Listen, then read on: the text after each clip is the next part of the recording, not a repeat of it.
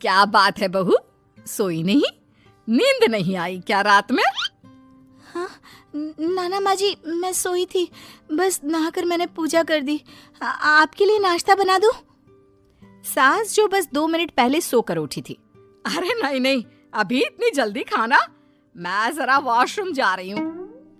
सास वॉशरूम से बाहर आती है कि बहू हाथ में चाय लेकर खड़ी होती है। माँ जी चाय। हाँ जरा मुंह तो पोंछ लूं। माँ जी ये लीजिए, मैं पोंछ देती हूँ। बहू जल्दी से अपने पल्लू से सास का मुंह पोंछ देती है। अरे बहू देख, इतना करने की कोई जरूरत नहीं है, मुझे आदत नहीं है इन सब चीजों की। तभी वहां बेटा आ जाता है। अरे रागिनी, क्या चल रहा है सास बहू के बीच? माँ डरा कर रखना अभी से, नहीं तो हाथ से निकल जाएगी। बेटा तो बेचारा मजाक कर रहा था, लेकिन रागिनी को बात दिल पर लग गई।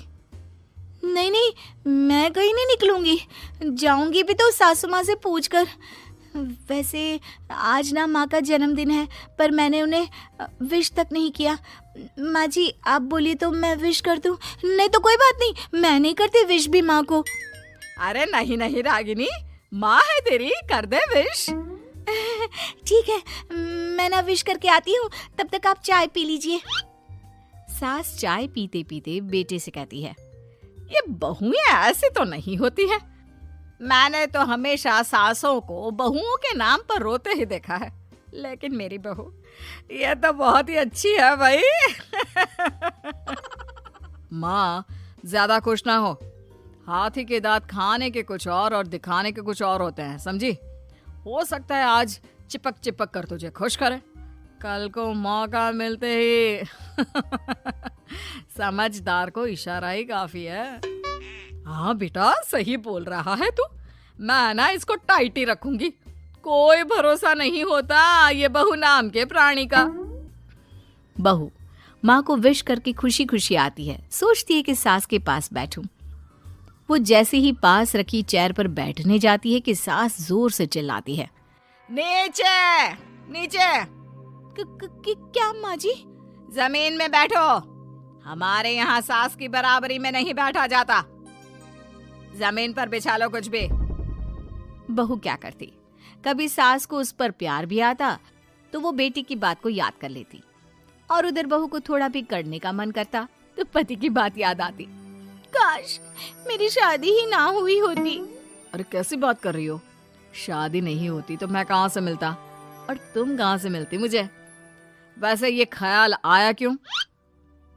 क्या जिंदगी है, ऐसे नौकरों जैसी जी नहीं जा रही है मुझसे। सोच रही हूँ कुछ दिनों के लिए मायके ही चली जाती हूँ।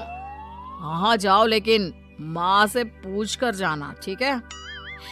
ना मैं उनसे नहीं पूछूंगी, मना कर दिया तो। वैसे भी मैं अब कुछ दिन आराम करना चाहती हूँ। तभी सास वहां से निकल रही थी, जो अपने बेटे और बहू की बात सुन लेती है। देख रागिनी, माँ को तो तू जानती ही है, कैसी जल्लाद सी है। अरे नई नवेली बहू के साथ ऐसे करते हैं क्या जो वो तेरे साथ करती है? मैंने तो कितनी बार समझाने की कोशिश की कि मेरी बीवी को बख्श दो, लेकिन नहीं। माँ को हैरानी होती है कि आखिर ये उसी की औलाद है जो ऐसी राजनीति सास बहू के बीच खेल रहा है। सास वहां से चली जाती है। रागिनी नहीं मानती तो रागिनी का पति सीधा माँ के पास जाता है और उसे सारी बात बता देता है। देख माँ, ठीक है ना, वो जाना चाहती है तो जाने दे, लेकिन बोल देना कि 2 दिन में वापस आ जाए। अरे बेटा 2 दिन क्यों, जब से शादी हुई है घर में लगी रही है, बच्ची ही तो है, जाने दो जब तक मन है। अरे कैसी बात कर रही है माँ, घर की बहू को ज्यादा छूट दोगी तो हाथ से निकल जाएगी। हाँ, सास मन में सोचती है, वाह बेटा मुझसे ही चालाकी, तेरी माँ हूं मैं, अब देख कैसे मजा चखाती हूँ।